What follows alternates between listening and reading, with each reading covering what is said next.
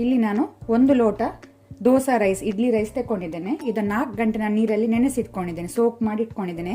ಅಥವಾ ನೀವು over night ಸಹ ಸೋಕ್ ಮಾಡಿ ಇಡ್ಬೋದು, ನೆನೆಸಿಡ್ಬೋದು. 1 ಲೋಟ ರೈಸ್, 2 ಲೋಟ ಆಗುವಷ್ಟು ಹಲಸಿನ ಹಣ್ಣು ತಗೊಂಡಿದ್ದೇನೆ, ಜಾಕ್ ಫ್ರೂಟು.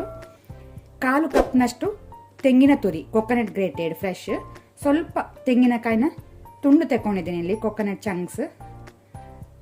1/2 ಕಪ್ನಷ್ಟು ಬೆಲ್ಲದ ಪುಡಿ, ಜಾಗ್ರಿ ಪೌಡರ್. ಬೆಲ್ಲ ನೀವು ಹೆಚ್ಚು ಕಮ್ಮಿ ನೋಡ್ಕೊಂಡು ಮಾಡ್ಕೊಳ್ಬೋದು. ಸಾಲ್ಟ್, ಉಪ್ಪು ರುಚಿಗೆ ತಕ್ಕಷ್ಟು.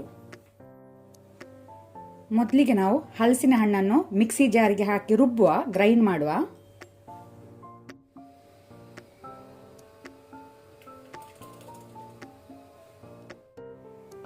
ಈಗ ಸೇಮ್ ಅದೇ ಮಿಕ್ಸಿ ಜಾರಿಗೆ ನಾವು ಅಕ್ಕಿ ಹಾಕೋಣ, ನೆನೆಸಿಟ್ಕೊಂಡಂತ ಅಕ್ಕಿಯನ್ನು ಹಾಕೊಳ್ಳೋಣ. ಆನಂತರ ಬೆಲ್ಲ ಮತ್ತು ಉಪ್ಪು ಹಾಕೊಳ್ಳೋಣ. ನಿಮಗೆ ಏಲಕ್ಕಿ ಇಷ್ಟ ಆಗ್ತದಾದ್ರೆ ಕಾಡಮಮ್ ಒಂದು 2ರಿಂದ 3 ಏಲಕ್ಕಿ ಸಹ ಹಾಕೊಳ್ಬೋದು. ಈಗ ಇದಕ್ಕೆ ಸ್ವಲ್ಪ ನೀರು ಹಾಕಿ ನಾವು ಇದನ್ನು ರುಬ್ಬುವ, ಗ್ರೈಂಡ್ ಮಾಡುವ.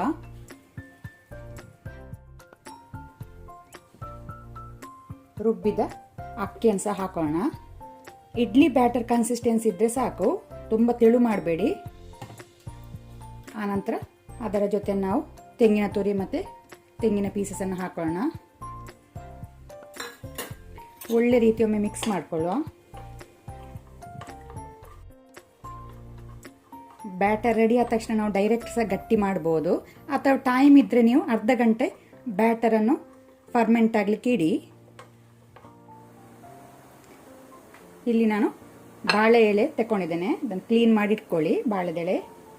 ಈಗ ನಾವು ಹಿಟ್ಟನ್ನು ಹಾಕೋಣ. ತುಂಬ ದಪ್ಪಕ್ಕೆ ಹಾಕ್ಕೊಳ್ಬೇಡಿ, ಸ್ವಲ್ಪ ತೆಳುವಾಗಿ ಹಾಕ್ಕೊಳ್ಳಿ, ಒಳ್ಳೆಯದಾಗ್ತದೆ.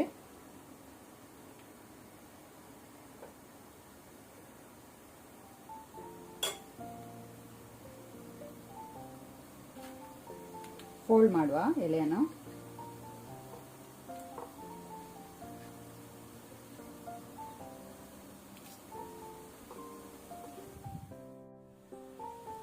ನಾನಿಲ್ಲಿ ಇಡ್ಲಿ ಪಾತ್ರ ಆಲ್ರೆಡಿ ಸ್ಟೀಮ್ಗೆ ಇಟ್ಟಿದ್ದೇನೆ, ಒಳ್ಳೆ ರೀತಿ ಸ್ಟೀಮ್ ಬಂದಿದೆ. ಈಗ ನಾವು ಒಂದೊಂದೇ ಕಡ್ಬನ್ನು ಇಡುವ.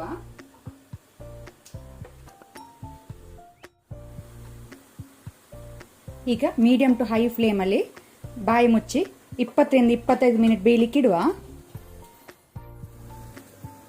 ಇಲ್ಲೀಗ 25 ಮಿನಿಟ್ ಆಗಿದೆ. ಹಲಸಿನ ಹಣ್ಣ ಗಟ್ಟಿ ರೆಡಿ ಆಗಿದೆ. ಫ್ಲೇಮ್ ಆಫ್ ಮಾಡಿಕೊಳ್ಳುವ, ಸ್ವಲ್ಪ ತಣ್ಣಗಾಗಲಿ.